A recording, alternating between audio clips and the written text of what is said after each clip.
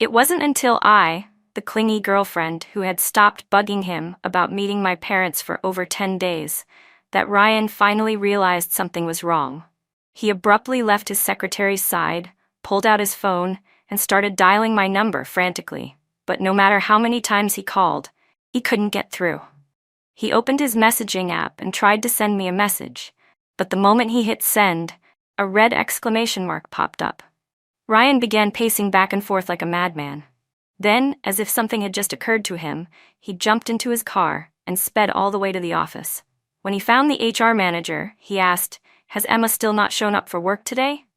The HR manager looked puzzled. "You don't know? She submitted her resignation the day after the gala. You signed it yourself." Those words hit Ryan like a thunderbolt. He stood frozen on the spot, stunned. Only then did he remember that day wasn't just the company's 5th anniversary, it was also the 27th time he had promised to meet my parents. But at the celebration, I was forced to drink by our business partners until I vomited blood. And he used the excuse that he couldn't handle the sight of blood, grabbed his secretary, and left in a hurry. I was taken to the hospital to have my stomach pumped, and the man who claimed to love me didn't even look back once. The colleagues who stayed by my side showed their discontent, saying I didn't deserve this. They all knew exactly who I had drunk myself sick for. That evening, the man who promised to meet my family once again broke his word. Outside the hospital, just as I was about to get into a car, a hand reached out and stopped me. I just took Lily to the riverside to light some fireworks. She caught a cold from the wind, so I'm taking her home first. Let's reschedule meeting your parents. Next time, wear something cleaner, and we'll set another time. So it turned out he hadn't come to the hospital for me. He was only there because Lily had caught a cold. And this time, the reason he bailed was because I had thrown up on my clothes from drinking, and I wasn't presentable enough. Lily leaned out of the car window, putting on an apologetic expression, and said, "Sorry, Emma, it's all my fault. My body's just too fragile. Please don't be mad at Mr. Parker, okay?" If it were the past, I would have cried, yelled, and broken down. I would have demanded to know whether my stomach being pumped was worse or her catching a cold, whether I mattered more or she did. But this time, I just nodded and said calmly, "Drive safe." Ryan looked at me in surprise, clearly not expecting my reaction. His gaze flickered briefly before turning cold again. "It's good that you're not overreacting. Lily's family is one of our company's major clients. I'm doing this for business." He always used that excuse to justify his favoritism toward Lily in front of everyone. But her so-called important client family didn't even bring in 1/10 the performance I did for the company. Lying becomes a habit. And when you lie to others long enough, you start lying to yourself too. Inside the car, Ryan gently patted Lily on the head, then considerately fastened her seatbelt for her. He had never done anything like that for me. Even when I acted cute or begged, he would only reply, "You're too old for that? Don't be gross." Now I realize it wasn't the act that disgusted him. It was me. The warm April breeze brushed against my skin, but my heart felt cold. I finally understood this 9-year relationship with Ryan had reached its end. A luxury car pulled up in front of me. I forced a smile and got in. "Mom, Dad, I'll go back to France with you. I want to settle down overseas." "You should have done that a long time ago," my mom snapped. "That boyfriend of yours, Ryan, is completely unreliable. We came here 7 times and he bailed every single time. And even when you were in the hospital, he didn't stay with you." I couldn't bring myself to tell them that I wasn't sick. I had gotten my stomach pumped. That Ryan had come to the hospital, but only to leave again with his secretary. And I especially didn't dare tell them that he hadn't ditched me just 7 times, but 27. The other 20 times, I never had the courage to say anything. "You stayed in this country all these years for him," my dad said with a deep sigh, full of regret. "You supported his startup, stood by him through everything. I thought you two would be like your mom and me, build something together, get married, have kids. But it's been 9 years. Maybe it's time to let go. How many 9 years does a person get?" Yeah, I gave Ryan the best 9 years of my life. But the truth was undeniable. He was just a passerby in my life. And no matter how important a passerby may seem, they're still just passing through. He was never going to be the one who stayed with me for a lifetime. When the car stopped in front of our house, I said goodbye to my parents. I wanted to say a final farewell to Ryan alone. The house was unusually quiet, completely empty. I opened my phone and saw Lily's latest post. "Thank you, Mr. Parker, for the porridge. It was amazing. Best gift for my 1-year work anniversary." In the picture, Ryan was wearing a brand new bracelet as he gently fed Lily spoonfuls of porridge. My heart twisted in pain. Those hands that once made porridge just for me now belonged to another woman. Suppressing the bitterness inside me, I slowly untied the red string bracelet I had worn on my left wrist for 8 years. The next morning, I was awakened by some noise before I even got out of bed. It was Ryan. He had returned. After taking a shower, he walked out of the bathroom and, seeing I was awake, explained casually, "Lily wasn't feeling well last night, so I stayed over on the couch at her place. That's why I didn't come back." I looked up at his left wrist. The new bracelet was back on. Ryan glanced at me with a guilty look, then quickly switched to a defensive tone. "Lily was thankful I took care of her yesterday. She wanted to give me something expensive, but I didn't take it. This bracelet, she made it on a whim. I didn't want to offend her by refusing. It's nothing valuable." "You're not jealous over a bracelet, are you? Was it that hard to refuse? Or was he simply unwilling to?" I didn't want to argue. I just pulled open a drawer and handed him the resignation letter I had already prepared. "Ryan, can you sign this?" He reached for it and asked, "What's this?" But just as he was about to look at the resignation form, his phone rang, the custom ringtone he had set for Lily. He quickly picked it up. "Mr. Parker, hurry up. I'm already downstairs." Her cheerful voice rang clearly from the other end. Ryan responded with a short "coming," then rushed to throw on his clothes and head out. As he walked past me, he noticed I was still standing there watching him. With visible irritation, he snatched the resignation form from my hand and signed it without even glancing at it. "Don't bring work matters home anymore." Just as he stepped out of the bedroom, he turned back and tossed his dirty laundry at me. "I've got a meeting outside today. Won't be going into the office. Wash these clothes for me. I need them tomorrow. I'll bring you a gift tonight." Then he left without another word. All those clothes had been chosen by Lily. I had once picked out a set for him too, but he'd dismissed my taste as tacky and stuffed them into the back of the closet to collect dust. Not long after, Lily bought him a nearly identical outfit, and now that's his favorite thing to wear. Maybe it wasn't about the clothes. Maybe it was just about who picked them. I bent down and picked up the red string he had accidentally knocked to the floor on his way out. I looked at it for a second, then tossed it straight into the trash. That afternoon, I submitted my resignation letter to the HR manager. She looked at me in panic. "Ms. Evans, I don't have the authority to approve this. You've played a huge role in building this company. If you leave, I can't explain it to Mr. Parker." She knew how much I had contributed and clearly wanted to stop me. "Does Mr. Parker even know you're resigning? This has his signature." She looked at the form over and over again, still hesitating. Finally, she called Ryan right in front of me. "Mr. Parker, I have something to report. Miss Evans, she's resigning." "Ryan, hurry up and take the photo. I've been waiting forever." Lily's voice came through loud and clear from the other end. Ryan responded to her, then spoke into the phone. "If she wants to resign, let her. Don't ask me." And then he hung up. The HR manager sighed deeply and reluctantly signed off on my resignation. As I held the approved resignation form in my hands, a notification popped up on my phone. Lily had tagged me directly in a new post. "Thank you, Ryan, for taking me to the amusement park and for snapping such pretty pictures of me. Mwah." Her little act of provocation couldn't have been more obvious. I didn't respond. Just as I was about to close the app, another message came in from Ryan. "I promised Lily yesterday I'd take her out. Gotta keep my word. Besides, Mr. Lin personally asked me to. It's perfect for the Lin family's business event. Don't misunderstand. Just set a time with your parents. I'll meet them tomorrow."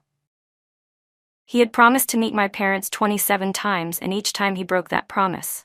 Yet someone else asked just once, and he showed up. Now he was bringing up meeting my parents for the 28th time. But I no longer wanted him to.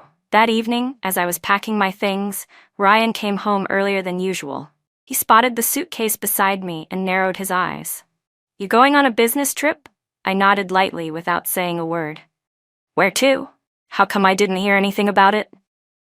His eyes scanned the messy room, and he looked uncomfortable. In the past, no matter how tired or busy I was, I always made sure to tidy up the place exactly how he liked it. But now, something felt off to him. He looked around in frustration, and then his gaze landed on my left hand, where the familiar red string was now gone. He froze, then suddenly grabbed my wrist. "Where's your red thread?" I pulled my hand away and answered flatly, "I lost it."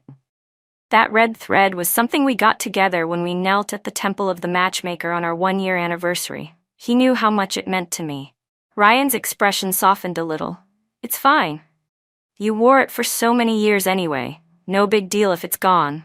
I'll get you a diamond one next time." He clearly misunderstood what I meant and didn't catch the weight behind my words. He reached into his pocket and pulled out a small gift box. "I remembered I said I'd get you something. Here, do you like it?" I glanced at it. It was a souvenir he bought earlier that day at the amusement park with Lily. Ryan smiled, clearly impatient but still made the gesture. It surprised me. He never bothered with gifts before. I looked at him, confused. Then he hesitated, seeming unsure of how to start. "Could you give up your office for Lily? I want to promote her and give her a private office, but she said the one we picked was too far from mine. She'd rather use yours. It's a bit small for you anyway, but it's just right for her."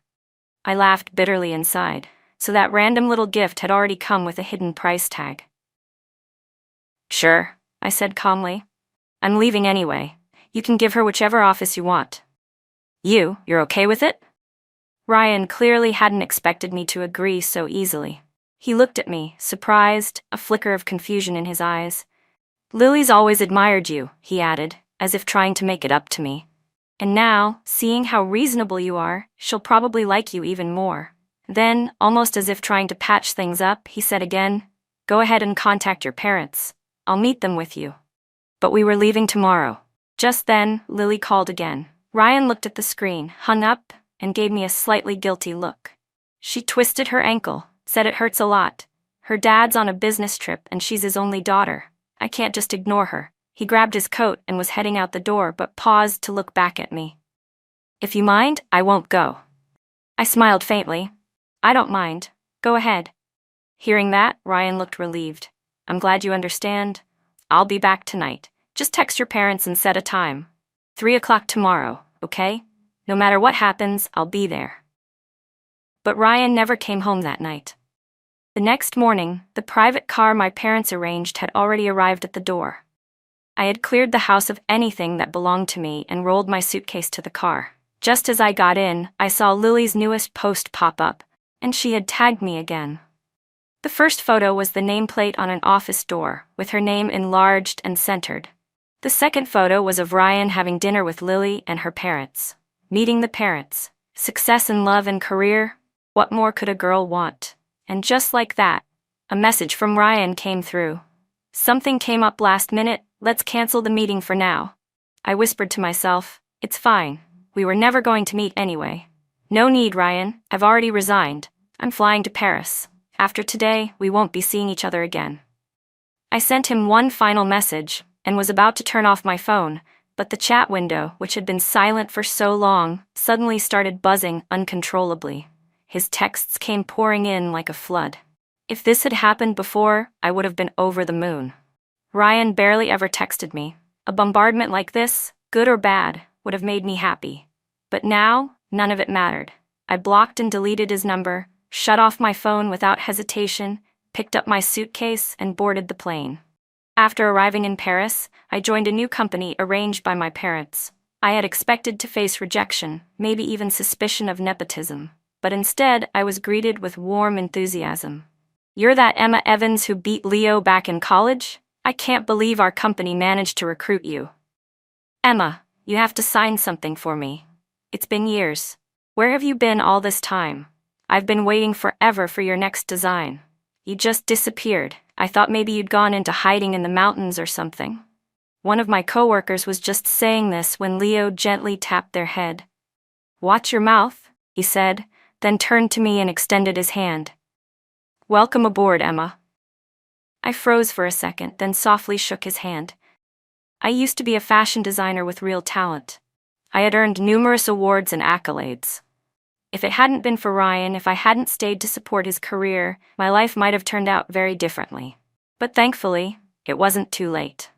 Under Leo's lead, the company even held a welcome party for me. Here, I was no longer just the woman behind Ryan. Here, Emma Evans belonged to herself. Here, I succeeded on my own terms. After a few rounds of drinks, my phone started vibrating again, non-stop. Most of it was from Ryan, trying to reach me through any channel that wasn't blocked. "Emma, when did you start playing these childish games? I told you I had an emergency. Why did you have to drag me off to meet your parents at that exact moment? We're gonna get married anyway. Was that drama really necessary? No one else is like you. You just love putting on a show." I had already decided to let go, but reading those words still brought a sharp ache to my chest.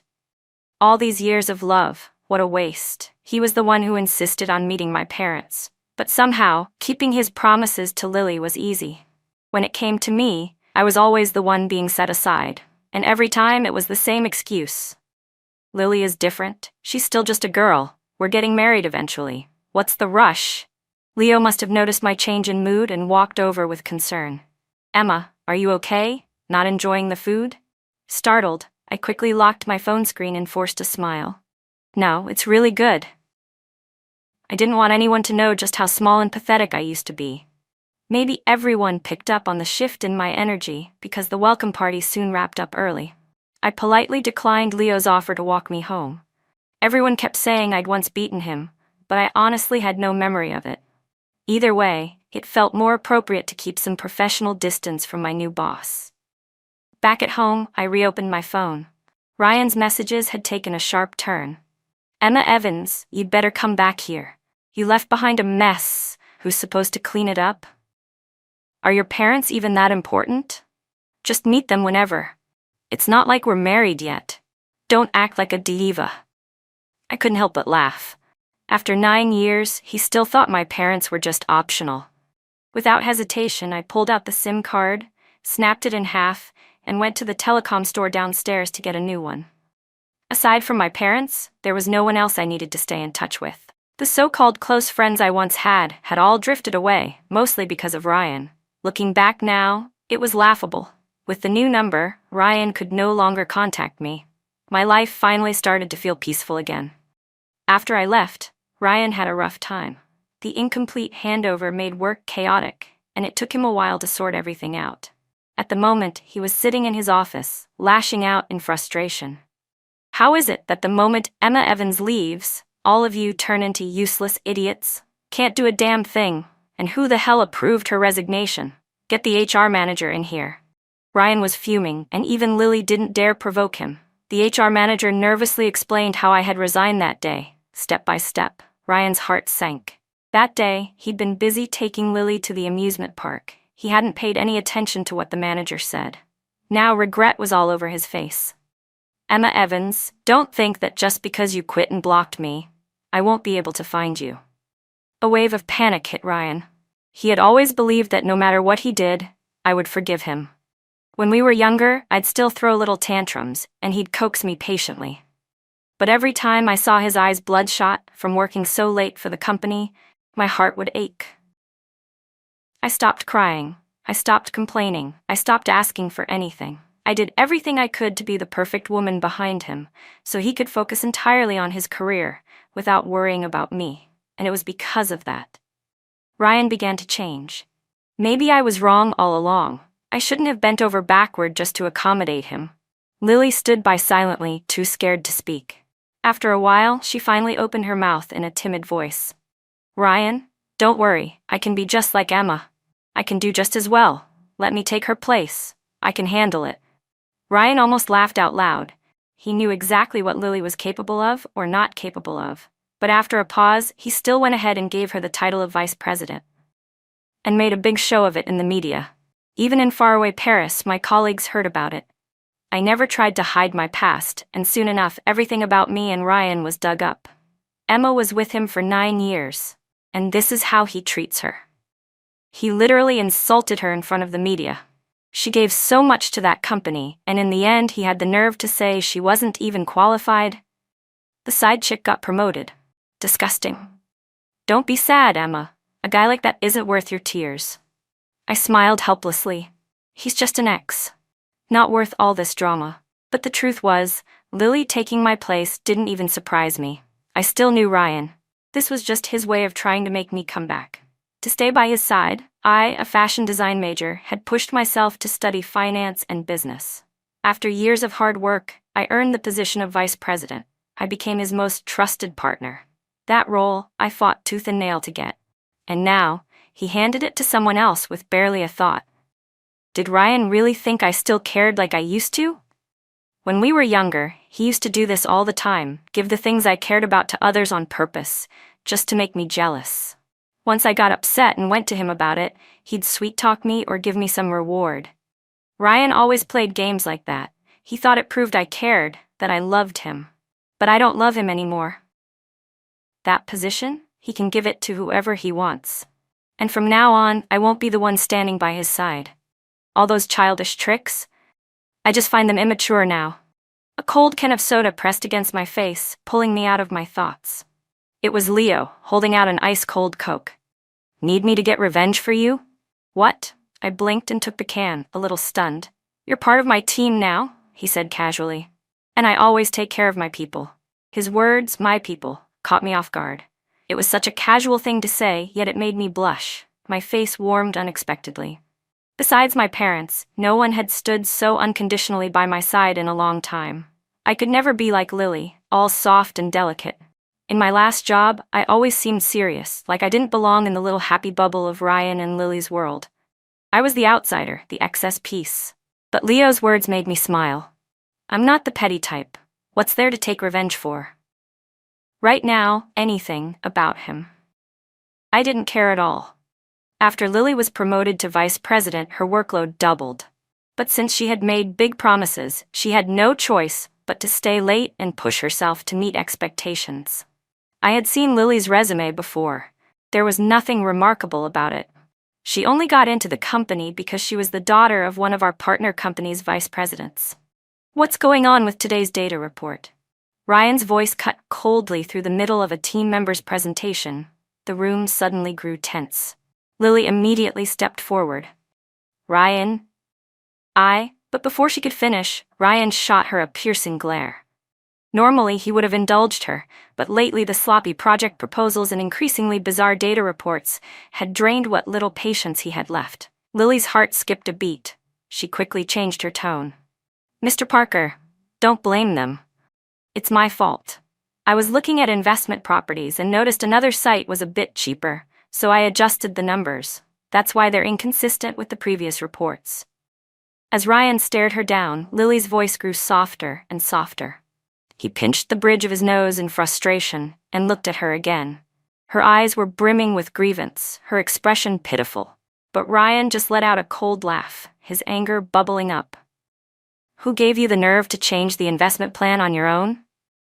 Don't you know that cheaper plot is near a site with nuclear contamination? And you're the vice president? That land was part of a major project I've been tracking for a long time. If things had gone smoothly, it likely would have succeeded. And now, because of one decision from you, everything's gone to hell.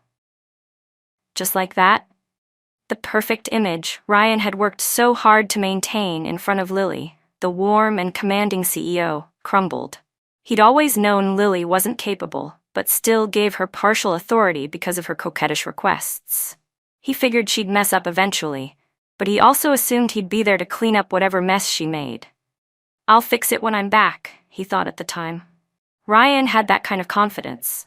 He thought I'd never really leave him.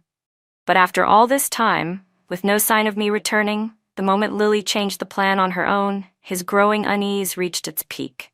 Because the investment deal ultimately fell through, Ryan removed Lily from her position. When the news hit the media, even my coworkers in Paris were celebrating. See? Guys who cherish their women thrive. Guys who screw them over? Total losers. I knew karma would catch up to him eventually. What are you talking about? Emma never even married that jerk. Exactly. They weren't even married. I rested my chin in my hand and shook my head with a helpless smile. These gossipy colleagues. I really wasn't as fragile as they thought. I had already let it all go. Leo, who should have been in a meeting, suddenly showed up in the work area. He casually handed me a small paper bag. It was my favorite, egg tarts. So, feeling any better? Yeah, thanks, for the egg tart. Some of the colleagues nearby gave me exasperated looks like I was hopeless. I blinked in confusion.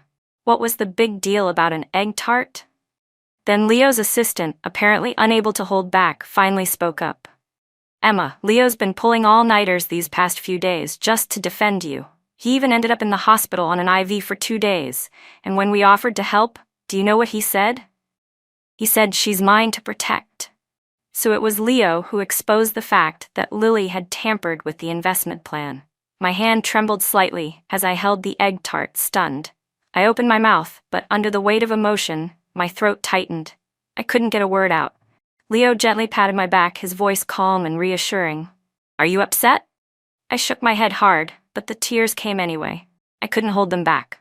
Why was he being so good to me? We weren't even that close. And yet after everything, after dinner, I took the initiative to ask Leo out. "Why are you helping me?" My guarded tone made a flash of hurt appear in his expression. "You beat me in design once. Do you remember that?" I shook my head, a little guilty. Everyone kept saying I had beaten Leo before, but I had no memory of it. Leo smiled, pulled a bracelet from his pocket, and held it up. The tiny fish charm on it instantly pulled me back to that design competition years ago. It was the first international competition I entered after graduating college. Just as expected, I won first place. The runner-up was a chubby boy, or at least that's how I remembered it. A boy. As I was leaving the venue and heading back to the hotel, I saw him surrounded by a group of people mocking him. "A fat loser like you wants to be a designer? You look disgusting, seriously gross." A group of them pointed fingers and hurled insults. From their conversation, I quickly pieced together what had happened. Each school had only one nomination slot, and his school had chosen him over the others. These were the classmates who didn't get picked. And now that he hadn't won the championship, they blamed it all on his appearance. If I had gone instead, we would have taken first place. "You only lost because you're fat. No judge is giving high scores to someone who looks like that. You don't even know how to dress yourself. How can you design clothes for anyone else? The teacher made a huge mistake choosing you." Their words got nastier and nastier. Maybe it was my youthful impulse or just my sense of justice, but I couldn't stand by and watch. I didn't care how many of them there were. I stormed over and confronted them. "If you're so talented, why didn't your teacher recommend you for the competition? Other than being skinny, how are you better than him?" I gave the chubby boy a dramatic once-over. "Honestly, your outfit is hideous. Seriously next-level ugly." The crowd grew angrier. One of the girls lunged toward me to grab my hair, but I dodged easily. "Did I hit a nerve?" I smirked. "I'm the champion, remember? Clearly the judges and I have similar taste. And the way you all look, like toads in a swamp, no one wants to see that." They had numbers on their side, so I kicked the ringleader hard, grabbed the boy's hand, and ran. "So, you were that little chubby second-place guy," I said, now looking at Leo. "You've changed a lot." Seeing him now brought back memories of my over-the-top, hot-headed self back then. It was embarrassing. To encourage him back then, I had given him a bracelet with a little koi charm on it. So what if you're chubby? You're still adorable and incredibly talented. Don't listen to their nonsense. I brought this koi charm from home. It's supposed to bring good luck. Here, take it. I wouldn't have won without you pushing me. Now it's your turn. Let it bring you a win next time. I had been in a rush to get back to the hotel, so after he thanked me, I left in a hurry. Leo looked at me now with gentle eyes. After that, he started winning every competition he entered. His weight began to drop, probably from catching a cold or something, but it kept coming off.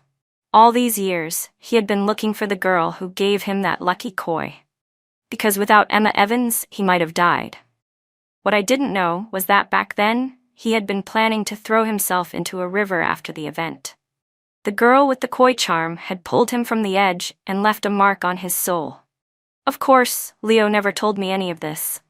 He just smiled and said, "Yeah, I've lost a lot of weight. No wonder you didn't recognize me. I've kept your koi all these years, just to find you again. You Chinese believe in repaying kindness, right? I'd even marry you if that's what it took." Seeing the shock on my face, he quickly added, "Just kidding." Then he gently helped wipe away the water I had choked on out of surprise. Back in the city, after Ryan had stripped Lily of her title, he fell into a deep slump. Returning to his home, now eerily quiet, he stared blankly at the familiar decor. I hadn't moved a single thing. Every object there still held traces of Ryan. If I had stayed and looked at all that, remembering the past, I would have lost my appetite completely. He picked up the incense stick on the table, staring at it, lost in thought. Even though his life was objectively improving, Ryan's health started to show signs of decline. He became anxious more easily. He had trouble sleeping. I had agonized over it for so long. That incense was something I had learned to make specifically for Ryan.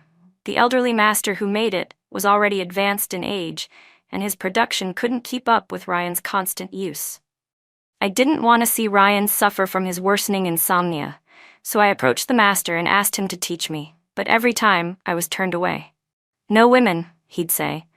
"Only passed down to men." So I kept showing up whenever I had free time. I cleaned his home, did his laundry, cooked his meals, told him stories to pass the time. Over a long period, he gradually warmed up to me. "If you're willing to climb from the foot of the mountain and bow to each generation of incense masters along the way," he finally said, "I'll make an exception and teach you." "Really?" I looked at him, eyes wide with disbelief. The old man gently patted my head. "Better hurry, or I might change my mind. If you hadn't been so determined, I wouldn't bother passing this craft on." So I started from the foot of the mountain, bowing all the way up. It took 2 full hours. Back then, Ryan was with me the entire time. "Emma, enough," he said. "It's just a little insomnia. I can deal with it." But he remembered the determination in my eyes that day. And now, as he looked at the incense on the table, a sharp ache gripped his heart. It was his body, yet I had cared more about it than he did. Staring at the incense, Ryan was filled with regret. Just then, his phone rang. "Mr. Parker, we've located her." Upon learning that I was in Paris, Ryan immediately ordered his assistant to book a flight. Just as he stepped out the door, he ran into Lily. Lately, he had been ignoring her, and it had started to make her uneasy. After much hesitation, she had finally come to apologize. "What are you doing here?" Ryan's voice was flat, tinged with irritation. "Ryan, I just came to say I'm sorry," Lily said softly. "About the land deal, I messed up. I'll work harder. I want to be better than Emma." Ryan sneered, his tone dripping with contempt. "You could work for decades and still never catch up to Emma." Lily's face paled with shock. Ryan, who once would have pulled the stars from the sky for her, had changed so completely she could hardly recognize him. "What's wrong with you?" she whimpered. "Didn't you say you like me? Emma's gone now, we can be together. I only made one small mistake and I've already apologized. Why are you still being so mean to me?" Tears welled in her eyes as she clung to Ryan's arm, swaying slightly as she tried to act cute. "Enough. You're exhausting." Ryan's voice turned cold.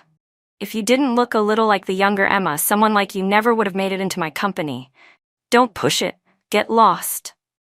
He shoved her off and headed straight for the airport. I was out buying groceries when I ran into Ryan. The moment I saw him, I instinctively turned to leave, but he grabbed my wrist and stopped me. "Emma," he said, gripping my hand, "it's been so long. Isn't it time to let the anger go?" I let out a cold laugh. "Anger? I was never angry, Ryan." His brows furrowed slightly. "You're still upset about the time I didn't meet your parents, aren't you? Let's go now. They're in Paris, right? I brought a lot of gifts. I'll make sure they get a good impression of me." Still clutching my hand tightly, he rambled on like he could fix everything with good intentions and empty promises. I couldn't hold back anymore. I slapped him across the face. "Ryan, we broke up. I'm not introducing you to my parents." The slap snapped him back to reality, and he finally let go of my hand. I rubbed my wrist, clearly annoyed, but then I heard his voice again. This time, it really was my fault. "I've already fired Lily. Your position has always been here. Come back with me." "Ryan," I said, staring him down, "what makes you think that just because you want me to come back I will? We broke up. We're both doing fine separately. Don't come looking for me, and I won't disturb you and your precious little secretary." He rushed to explain himself. "Emma, don't be mad. I only kept Lily around because she reminded me a little of the younger you. I missed that time." I took a deep breath and steadied my voice. "Ryan, am I dead to you? You had to go look for memories of me in someone else? Don't use me as your excuse for cheating." His eyes turned red. He reached for me as if to pull me into a hug, but before he could touch me, Leo appeared and kicked him hard, sending him stumbling backward.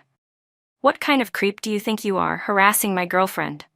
Leo did it on purpose, of course. But honestly, it was the best way to make sure Ryan wouldn't keep pestering me. I leaned into Leo's arms naturally. Ryan picked himself up, complete disarray, his face filled with disbelief. "Boyfriend? Emma, you don't have to grab some random guy just to get back at me. 9 years. We were together for 9 years. Before he could finish, I grabbed Leo's tie, yanked him down, and kissed him." Leo's eyes widened in shock as our lips met. "See that, Ryan?" I said, loud and clear. "He's my boyfriend. I love him. I'm going to marry him. We've already met each other's parents. You didn't want to? That's fine. Someone else does." Ryan staggered back a few steps, visibly shaken, his body trembling. "Emma, this isn't real. It's not, right? You should be with me. Leave him. Come back with me." He tried to grab me again, but Leo shoved him off firmly. If Mr. Parker doesn't know how to cherish something, he doesn't deserve to regret losing it. I looked Ryan in the eye one last time, full of contempt. He'd been hit pretty hard, and didn't chase after me again. "You kissed me just now," Leo said, smirking. "I'm taking it seriously. You'll have to take responsibility." All those months of support from Leo, how could I say I wasn't moved? That moment, I had simply followed my heart. I liked this man, who always looked at me like I was his entire world. "If you keep behaving," I said, teasing, "I might just make it official." Leo lit up with joy, picked me up and spun me around. "I've waited so long for you." After Ryan fired Lily, her father tried helping her get another job, but the land scandal kept resurfacing, and she never lasted more than 3 months before getting let go. Unwilling to give up, Lily went to Ryan again, only for him to set her up and have her sent to prison. On the day Leo and I got married, Ryan was hit by a car, driven by Lily's father, and rushed to the hospital. His condition was critical, his survival uncertain. News outlets everywhere reported on it. But what did that have to do with me? It was the life he chose. Leo and I, on the other hand, joined forces and soon became major figures in the fashion world. A few years later, we had a child. Even then, Leo never stopped loving me the way he always had. He wasn't Ryan. He was my Leo. He didn't stop loving me because I changed. How lucky we were that we didn't meet too late.